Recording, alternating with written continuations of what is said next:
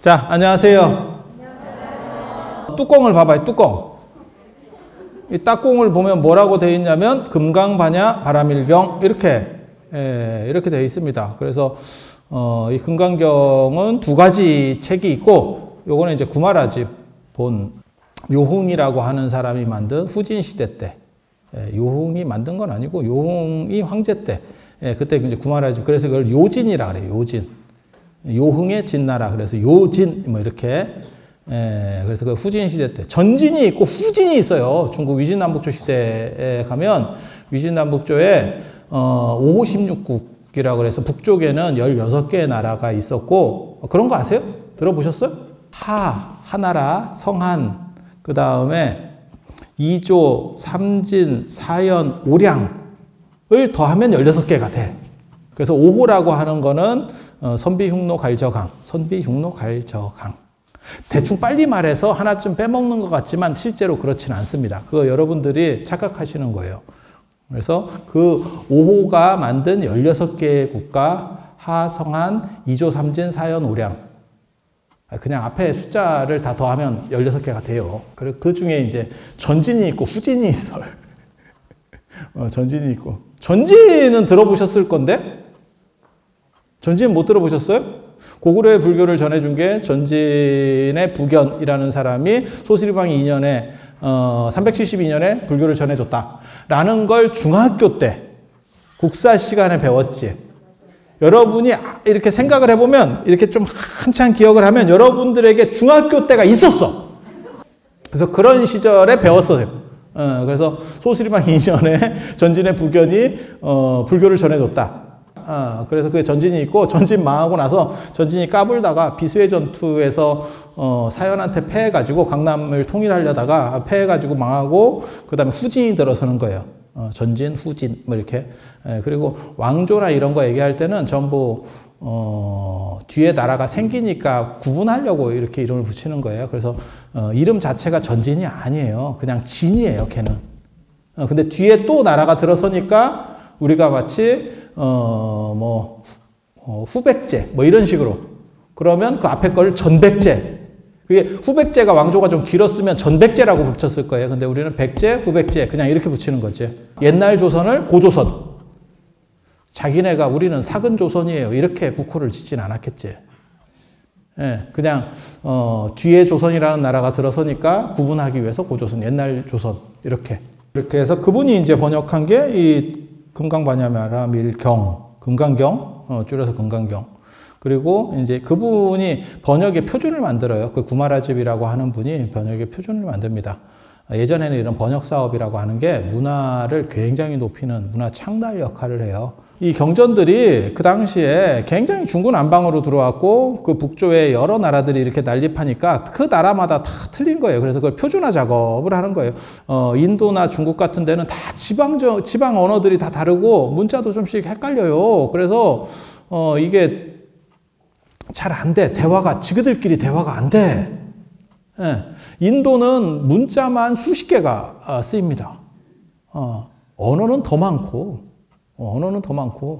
그래서 인도가 아마 발전이 어려운 것 중에 하나가 그 문자하고 그 다음에 언어의 통일이라고 하는 거고, 중국 같은 경우는 그걸 공산주의니까 밀어붙일 수 있죠. 불교가 처음 번역될 때도 다 지각각으로 번역했습니다. 지각각으로. 그러다 보니까 그걸 통일해야겠다라고 해서 국가적으로 그런 행동들을 하는 거고, 그걸 성공시키면 그게 선진국이에요, 그 당시에. 그리고 나중에는 이제 송나라 이후가 되면 대장경 같은 이런 총서류를 만드는 게 유행을 하게 되는데, 그런 걸 만들면 선진국이야. 그런 거 하나를 해결해내면. 되게 재밌는 거 아세요? 우리가 고려대장경 있잖아요. 근데 조선대장경은 없잖아요. 그래서 우리나라가 밀리는 겁니다. 일본 같은 경우는 대정 신수대장경이 있어요. 신수대장경. 그게 대정연간에 만든 거거든요. 그러니까 1800년대 후반에 만드는 거거든요. 그렇게 그런 걸 하나 만들면 그게 문화력이 굉장히 높아집니다. 문화력이 굉장히 높아집니다. 그래서 일본이 선진국이 됐다라고 하는 거를 어떻게 보면 공포하는 이러한 효과도 있는 거예요. 문화를 어떻게 결집시킬 수 있느냐가 굉장히 중요한 사업이에요. 굉장히 중요한 사업. 그래서 구마라집이라고 하는 분을 데려다가 모셔다가 이제 역경 사업을 하는데 혼자 하는 게 아니고 팀이 있어요. 팀이. 그래서 국가 표준을 만드는 거기 때문에 팀이 있다니까. 팀이. 그래서 이제 구마라집이 책을 보고 얘기를 쭉 하면 옆에 사람이 그걸 받아줬고 그걸 이제 교정도 하고 그 다음에 뜻하고 맞는지 대조도 해보고 윤문도 하고 이런 사람들이 다 있어요. 그런 걸 국가 차원에서 하는 거예요. 그러니까 어떻게 보면 표준 교과서를 만드는 거지. 이런 식의 표준화 작업들을 만들어 가는 거예요. 이게 표준화 작업이 끝나면 어떤 일이 벌어지냐? 불교가 확 떡상합니다.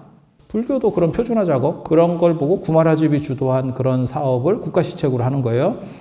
그런 거를 이제 구역이라고 합니다. 구역. 그리고 고려시대 때 대장경 만들 때도 그런 표준화 작업이 되는 거예요. 전부 대조하면서 그런 걸 표준 작업을 만들어내는 거거든요. 그런 문화력이 확 올라갑니다. 600년대가 되면, 구마라집은 300년대 뿐이고, 600년대가 되면 이제 현장이라고 하는 분이 당나라 때 한 번 더 합니다. 당나라 때. 그래서 그걸 신역이라고 하는 거고, 구역이라고 하는 거는 어떻게 보면 난잡한 데서 그걸 기준을 잡는 그런 통일 작업이었고, 신역이라고 하는 건 당나라라고 하는 통일 제국, 전 세계 최강의 통일 제국이 들어서니까 거기서 또 다른 표준을 만들고 싶은 욕구가 생기는 거죠. 그래서 그걸 이제 정책적으로 후원해서, 그러니까 뭐하고 똑같은 거냐면, 신역이라고 하는 게 지금으로 말하면 미터법 통일 이런 거 생각하시면 돼요. 도량형이 다 다른 거를 한 가지 기준으로 싹 통일하려고 하는 거야. 그렇게 되면 쓰는 사람들도 편리하고, 그 다음에 문화적인 게 잔소모가 없죠. 잔소모가 없어. 그렇게 하고, 불교 입장에서는 이해하기가 쉽죠. 하나의 기준이 잡히니까. 그래서 그런 두 가지가 있어요. 그래서 구역과 신역. 그리고 한 300년 정도 차이가 나면 언어라는 게 바뀌어요. 우리가 300년 전 언어를 한국말을 써도 못 알아듣는다니까. 그래서 거기에 맞춘 새로운 방식들을 쓰는 거죠. 새로운 방식들을. 금강제가 전에 설명해 드렸잖아. 겁나 단단한 거, 단단한 거, 뭔지는 잘 모르겠다. 하지만 단단한 거. 그리고 전에도 제가 말씀드렸지만 다이아몬드라고 그렇게 번역하거나 이렇게 말하는 놈 진짜 무식한 놈들이에요. 고대에는 다이아몬드는 없어. 대상이 없어. 다이아몬드는 대상이 없어. 그래서 이건 금속이에요. 금속 중에서 굉장히 대단한 거. 그리고 이게 청동기 시대라는 거를 감안했을 때 아마 황동이나 청동이나 뭐 이런 식으로 합금계열일 거예요. 합금계열. 그런 정도로 추정을 하고, 반야라고 하는 게 겁나 단단한 거, 그 다음에 반야. 그 다음에 이제 단어가 반야. 반야가 뭔지는 잘 몰라요. 지혜라기도 하고, 보통 이제 번역했을 때는 이게 프라지나 이렇게 이건데 번역했을 때는 뭐라고 얘기하냐면, 지혜, 안 그러면 밝을 명자를 써서 밝음, 이렇게 번역을 해요. 그런데 사실은 이게 번역이 안 되고 다시 이렇게 원어를 쓰는 이유가 뭐냐면, 구마라집 전에도 번역을 했었어요. 근데 뜻이 좀 달라요. 이게 여러 가지 뜻이 있어요. 지혜는 지혜인데 무슨 지혜냐면, 본질을 꿰뚫어 보는 지혜.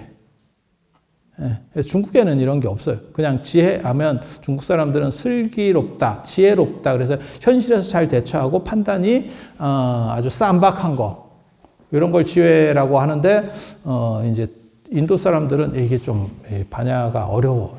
반야라는 게 이게 조금 복잡한데, 왜 그러냐면 새로운 개념이 바로 나온 게 아니고 앞의 개념들을 넘어서는 개념이에요. 그러니까 뭐하고 똑같은 거냐면, 우리가 전화기를 생각해봐. 배래 전화기. 그리고 여러분 어렸을 때는 무슨 전화기가 있었냐면 교환 전화기가 있었어. 그리고 또 뭐가 있었냐면 이렇게 돌리는 거 있어. 돌리는 거. 그리고 다이얼 전화기가 있었고 보턴식이 있었고, 다 그걸 경험했잖아요. 보턴식이 있었고, 그 다음에 지금 휴대폰이 스마트폰 나오기 전에 투지폰이 짝짝짝짝짝짝 시리즈로 있었지. 그리고 지금 스마트폰이 나왔지. 이거를 다 이렇게 순서대로 여러분들에게 이렇게 얘기를 하면 그게 안 어려워. 근데 그걸 경험하지 못한 사람이 있어. 예를 들어서 나는 아마존에 사는 그냥 원주민이야. 한 번도 전화기를 여지까지 본 적이 없어. 그런 상황에서 최종인 스마트폰을 설명을 해야 돼. 깝깝하다. 이거 깝깝하다. 이해가 되죠? 인도 사람들이 이 얘기를 꺼내기 위해서 한 500년 동안 얘기를 했어. 그 앞에서 꽁시렁 거리면서 그거를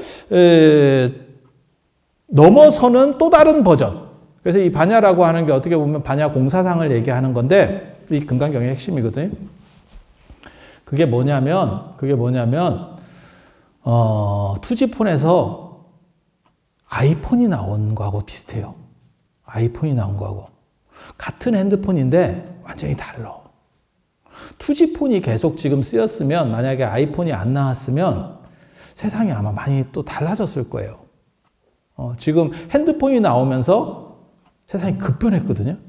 이 반야라고 하는 거는 기원 전후에, 기원 전에 만들어져요. 기원 전에 만들어지는 공사상.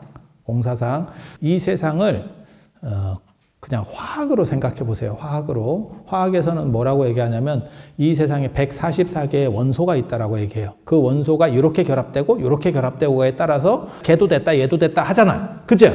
그래서 어떤 과학자는 뭐라고 얘기하는 거냐면 이 세상에 죽음은 없다. 이렇게 얘기하는 사람도 있어요. 왜냐하면 요소가 분해돼서 또 다른 요소로다가 이렇게 유전하는 거지 에너지의 총량, 우주 안에 있는 에너지의 총량이 바뀌냐? 이런 얘기거든. 그 144개의 원소들이 이렇게 결합된다. 그래서 현상이라고 하는 것은 바뀌지만 우리가 보고 눈으로 보고 우리가 사는 이것들은 바뀌고 있지만 실제로 그 요소는 항상하다라고 생각했어요. 그 요소는 안 변한다. 그 144개의 원소는 안 변한다. 이렇게 얘기하는 게 소승불교. 그때 이 반야 공사상이 뭔 얘기를 하면서 들고 나오냐면 이게 대승불교에서 최초에 나오는 경전류가 이 반야부거든요. 이 금강경이 그렇다는 건 아니고 이 반야 사상이 최초로 대승불교에서 이제 스타트를 끊으면서 나오는데 웃기지 마 이러면서 나오거든요. 그게 뭐냐면 그 144개의 원소들도 사실 더 잘게 쪼개면 계속 쪼개지지. 그렇게 해서 어디까지 가냐면 쿼크까지 가요. 쿼크까지. 계속 지금 아마 더 잘게 쪼갤 수 있을지도 몰라. 그렇게 쭉 가다 보면 결국 실체가 없어. 그것도 실체가 없어. 이해가 됩니까? 그렇게 해서 실제로 현상만 바뀌는 게 아니고 초기 불교나 부파 불교에서 그러니까 소승불교에서는 뭐라고 얘기했냐면 144개의 원소의 결합 방식이 중요해. 이렇게 얘기했어요. 왜? 그게 조금만 잘 결합되면 미남이 되는 거야. 조금만 잘 결합이 안 되면 우리야. 이해가 됩니까? 제가 늘상 얘기하잖아. 우리도 눈, 귀, 코 다 있어. 장동건이나 원빈이 갖고 있는 걸 나도 다 갖고 있어. 결합 구조가 약간 달라. 이해가 되죠? 한 끗 차이잖아. 신언서판. 신, 몸 잘생긴 게 최고고. 그 다음에 말 잘하는 거. 그 다음에 글 잘 쓰는 거. 요즘은 글 잘 쓰는 게 별로 약발이 없더라고요. 요즘 시절이 말의 시절이라서 예전에는 이렇게 동영상 뭐 이런 걸 못 찍으니까 글로 이제 조지는 문화가 있었는데 지금 뭐 말로 약을 파니까 그래서 지금 말 잘하는 게 훨씬 좋죠. 글을 얼마나 안 쓰는지 여러분도 마찬가지일걸? 여기 굳은 살이 없어요. 요즘 사람들은. 예전에 여러분들 다 여기 굳은 살이 있었다니까? 굳은 살 없었어. 여러분은 그 모나미 볼펜 쓰고 있었잖아. 그리고 조금 더 밑으로 내려가면, 연필 이렇게 쓰는데 연필도 침 묻혀서 이렇게 지우고. 그래서 예전에는 그래도 신언, 말보다는 글이 떨어진다는 거예요. 그런데도 불구하고. 그 다음에 맨 마지막에 신언서판이거든. 판단력이 따라지라는 거예요. 그러니까 뭐 머리 좋고 뭐 명석해서 판단을 잘하고 웃기지 마. 당나라 때도 안 먹혔어 그게. 그리고 인물 좋은 게 최고래. 현실은 직시합시다. 공자도 그렇게 얘기했어. 남이 뭐 한 번 볼 때 10번 보고 뭐 10번 볼 때 100번 보면 되는 거 아니냐. 너는 시간이 10배, 100배로 있냐? 남 한 번 볼 때 10번, 그럼 너는 잠도 못 자고 해야 되는데? 그게 말이 돼? 외모도 그렇고, 이건 진짜 잔인한 얘기인데, 머리도 그렇고, 성격도 그렇고, 타고나는 겁니다. 그래서 그게 잘 안 되면, 엄마한테 AS를 요청하세요. 아니면 손해배상 청구를 하든지. 예. 그런데 왜 이걸 까놓고 얘기를 못 하느냐? 그런 평등하지 않다라고 보는 거죠. 우리가 불평등 자체를 인정하고 들어가는 거죠. 그래서 민주주의 사회에서는 마치 평등인 것처럼 너도 노력하면 그렇게 될 수 있어. 노력해도 안 돼. 서로 위로하면서 사는 말이 그거잖아. 마음이 고와야지. 이렇게 이런 요소들은 결정이 되어 있고, 이것의 결합관계, 그걸 연기라고 합니다. 연기. 관계성. 눈, 코, 입이나 이런 거는 다 결정이 돼 있고, 우리 다 있잖아. 없는 사람 있어요, 여기? 눈, 코, 입이 다 있잖아요. 근데 요 결합관계가 조금 이렇게 빗나가가지고, 우리는 보통 사람. 그리고 인물 좋은 사람은 진짜 인물 좋은 사람. 그런데 되게 재밌는 게, 인물이 좋다라는 게 기준들이 시대마다 다 틀려요.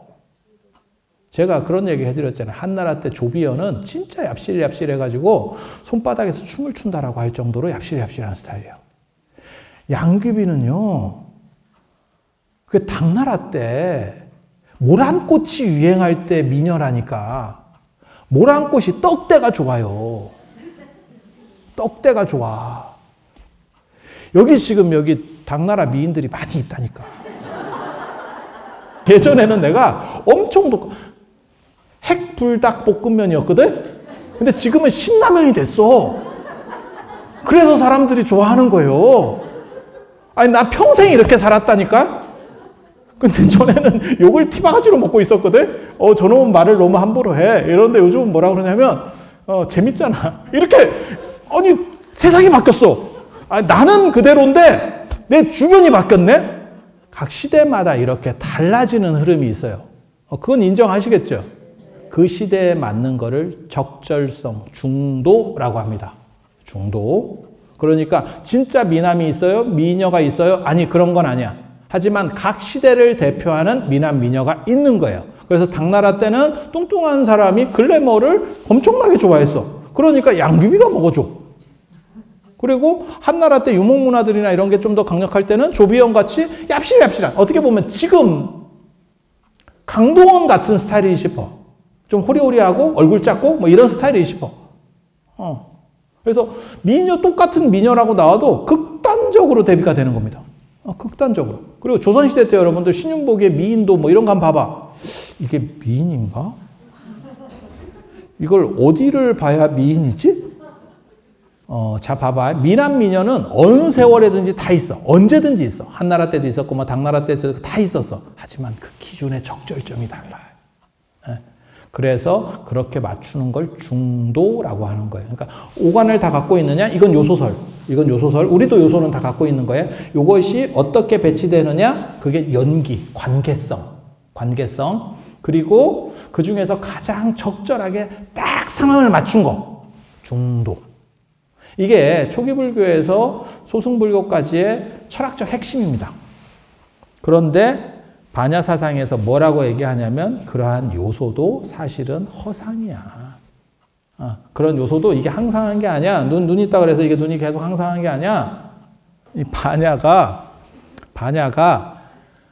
요소 자체도 실체가 아니다. 그것도 실제로는 가변적인 거다.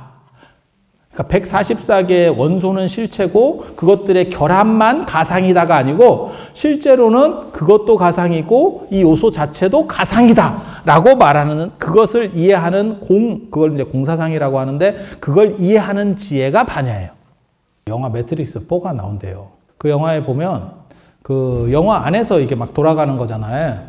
근데 사실은 그게 컴퓨터 프로그램이죠. 어떻게 보면 메타버스야. 요즘 말로 치면 메타버스 같은 거야. 그거는 컴퓨터 프로그램이야.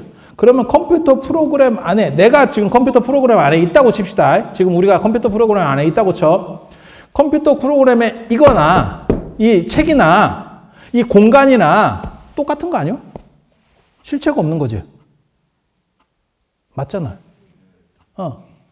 그래서 매트릭스 영화 보면 숫자가 쫙 내려가거든. 그 숫자들이 뭘 의미하는 거냐면 다 그게 프로그램 번호지요. 여러분 혹시 리니지라는 게임 아세요? 리니지? 리니지를 게임은 안 해도 다 들어는 봤을 겁니다. 진명왕의 집행검이라고 하는 그 리니지 캐릭터, 리니지 게임 안에 있는 칼이에요, 칼. 그게 시가가 한 3,500 합니다. 현실 돈으로. 그 게임 안에 돈이 아니고, 그리고 그게 8강, 9강을 하면 5억까지 올라가요. 리니지 안에 있는 칼 한 자루 값이 5억까지 올라갑니다. 아무도 안 놀래네? 여러분들이 좀 있는 분들이구나. 근데 그 사람들한테 얘기하면 더 재밌어. 그 게임하는 사람한테 왜 5억을 주고 사요? 이렇게 물어보면 더 재밌어. 아이템은 안 단다는 거예요. 나 그 얘기 듣고 내가 깜짝 놀랐는데, 아, 그걸 그렇게 해서 계산할 수 있구나. 그 5억짜리 그 진명왕의 집행검 9강짜리나, 사실 거기서도 뭐 쓰레기 같은 아이템들도 많이 있을 거거든요. 떨어져도 아무도 안 주워가는 그런 아이템들도 많이 있을 거야. 그거나 본질적 속성은 그 게임 안에서의 본질적 속성, 어차피 다 프로그램이잖아. 숫자잖아, 숫자. 정확하게 말하면 번호들이 어떻게 조합됐느냐의 차이잖아. 그건 차이가 있어? 차이가 없어. 본질적으로는 여러분과 저나 장동건이나 저나 그 본질적 관점에서 보면 차이가 없다. 그게 공이에요. 그리고 그걸 이해하는 게 반야상이에요. 그래서 본질을, 핵심을 꿰뚫어서 이해하는 게 반야이기 때문에 일반 지혜하고는 다르다는 거예요. 그래서 이걸 이해하면 어떤 일이 벌어지느냐? 깨달음을 얻는데. 이게 굉장히 진기한 건데, 깨달음이라는 게 뭐하고 똑같은 거냐면, 여러분들이 어떤 사람들은 깨달음을 쭈글 튀고 앉아있으면 깨달음이라고 생각해요. 근데 그게 아니고 관점이 환기되는 거예요. 뒤집어지는 거예요. 사실은 깨달음이라는 게. 철학적으로는 칸트가 한 얘기가 있어요. 그 코페르니쿠스적 전해라고 굉장히 유명한 얘기입니다. 천동설에서 지동설로 지금 바뀌었지만 용어도 똑같아. 해가 뜨고 진다라고 그러지 지구가 뺑뺑이 돌았다 이렇게 표현하는 사람 아무도 없잖아. 맞죠? 바뀐 건 한 개도 없어. 내 생각, 관점이 바뀐 거예요.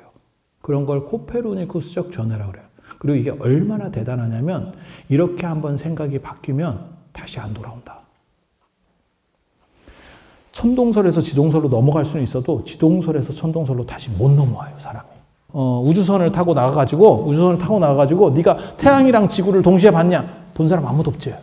우리 중에는 사람이 관점만, 생각만 가지고도 바뀔 수 있고 다시 되돌아가지 않아. 그런 걸 보고 나중에 중국 선불교에서는 도노돈스라 그래요. 한 방에 끝나는 거고 다시 되돌아가지 않는다. 이 반야도 마찬가지예요. 요걸 딱 이해하면 이 세상을 보는 관점이 달라지는 거예요. 게임 안에서 진명왕의 집행검이라는 5억짜리도 있고 거지 같은 아이템들도 이렇게 쭉 있고 이게 아니고 이것 모두의 차별을 부정하는 건 아니에요. 차별은 그대로 있는데 그 본질은 대등해. 이게 본질적 대등이라고 하는 거예요. 인류가 시작된 이후로 같은 사람은 단 한 번도 존재하지 않겠지. 하지만 그 본질에 있어서는 큰 차이가 있느냐라고 말하면 그것은 아니지. 그래서 그 본질의 입장과 현상의 입장을 동시에 볼 수 있는 게 요 반야예요. 반야. 그래서 이게 이제 대단하다는 거예요. 대단하다는 거. 그리고 그 다음에 바라밀. 금강은 뭐라 했죠? 겁나 단단한 거. 그리고 요 반야는 본질을 꿰뚫어 보는 지혜. 본질을 꿰뚫어 보는 지혜. 그리고 바라밀. 이게 바라밀이라고 할 때도 있고 바라밀다라고 할 때도 있어요. 반야심경을 보면 마하반야, 바라밀다 심경. 다가 들어가죠. 다가. 여기는 마하반야, 바라밀 두 가지 버전이 있는 거야. 이해가 됩니까? 반야심경에는 마하반야, 바라밀다 심경. 속 안에도 나중에 바라밀이라고 나오는 경우가 없습니다. 거기서는 다 바라밀다라고 나와. 이게 파라미타의 음사인데 그걸 바라밀로 할지 바라밀다로 할지 이제 이 사람들이 생각을 하는 거예요. 그래서 구마라즈 같은 경우는 바라밀로 했고 현장 같은 경우는 바라밀다로 했어요. 근데 그거는 아마 300년 차이가 나니까 인도에서 발음 자체가 변화됐을 걸로 저는 추정을 하거든요. 그래서 현장은 바람일다, 그 다음에 구마라집은 바람일. 그러니까 결국은 똑같은 거예요. 이거는 건너간다. 메롱인 세계에서 그 다음에 깨달음의 세계로 건너간다. 라고 하는 거예요. 그래서 차 안에서 피 안으로 건너간다. 이 바람일, 거기서도 나오잖아. 반야신경 맨 마지막에 아제아제 바라아제 바라승아제 모지사바 할 때. 예. 그게 피 안으로 건너가는 걸 얘기하는 거예요. 깨달음의 세계로 건너가는 거. 이 고통의 세계. 여러분이 살고 있는 게 고통의 세계인 거는 아세요? 고통스럽나? 저는 제가 그것 때문에 굉장히 고민을 많이 했거든요. 생각보다 별로 고통스러운지 모르겠는데. 이렇게 생각하시면 정답입니다. 그건 이제 동아시아에서는 다 그렇게 생각해요. 개똥밭에 굴러도 이승이 낫다. 이렇게. 장자에 보면 그 얘기가 있죠. 장자에 보면 아주 신령한 거북 이야기. 예전에는 갑골점을 쳤잖아요. 들어보셨어요? 갑골점? 그래서 거북이 배때기에다가 불을 지져가지고 이렇게 불에 달군 송곳으로 찌르면 이게 균열. 그래서 그 균열이라고 하는 게 거북이 배때기가 갈라지는 거. 그 거북균자를 쓰는 거예요. 그래서 균열이 생긴다. 거북이 배때기가 이렇게 등떼기 아닙니다. 등떼기는 안 됩니다. 이렇게 찌르륵 하는 거를, 그게 이제 갑골점이거든. 귀갑수골이라고 거북이 배때기하고 그 다음에 큰 동물의 엉치뼈 같은데, 그 거북이, 아주 신령한 거북이가 있었는데 그 거북이 배때기를 지지기만 하면 점괘가 나오는데 백발백중이래. 그게 장자에 나와. 그냥 이게 되겠습니까? 라고 해서 찢으면 답이 나와. 야, 이거 뭐 엄청나지 않아?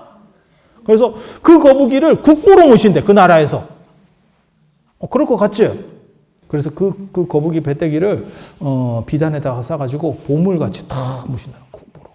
그랬더니 장자가 뭐라 그러냐면 그 거북이 입장에서는 그렇게 비단에 잘 쌓여서 그렇게 융숭한 대접을 받는 것보다 진흙밭에서 꼬리 끄는 게 더 좋을걸?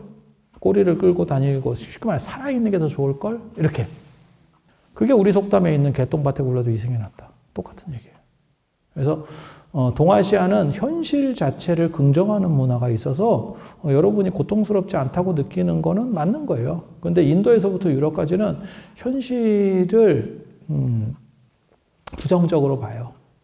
그래서 마치 영화 매트릭스처럼 보는 거예요. 그래서 매트릭스 속에 있는 사람들은 아무리 그 사람이 성공하고 즐거운 일이 있어도 실제로는 그건 허상이야. 그래서 그거에 문제가 있대. 그리고 또 뭔 얘기를 하냐면 본질적 고통이라고 얘기하는 거 있습니다. 본질적 고통. 본질적 고통이 뭐냐면 여러분이 제 얘기를 듣고 있는 지금 이 순간에도 여러분은 가고 있대. 모든 인간은, 제가 그런 얘기 하거든요. 모든 인간은 시한부 인생이다. 단 그 시한부의 길이가 좀 다를 뿐이다. 언젠가는 감긴 태압은 다 풀린다. 여러분들 지금 많이 풀렸어요, 벌써. 많이 풀렸어. 물론 불량품도 있어. 그래서 태압이 중간에서 끊어지는 경우도 있어. 그건 사고사지. 그래서 이게 좀씩 풀려가고 있잖아요.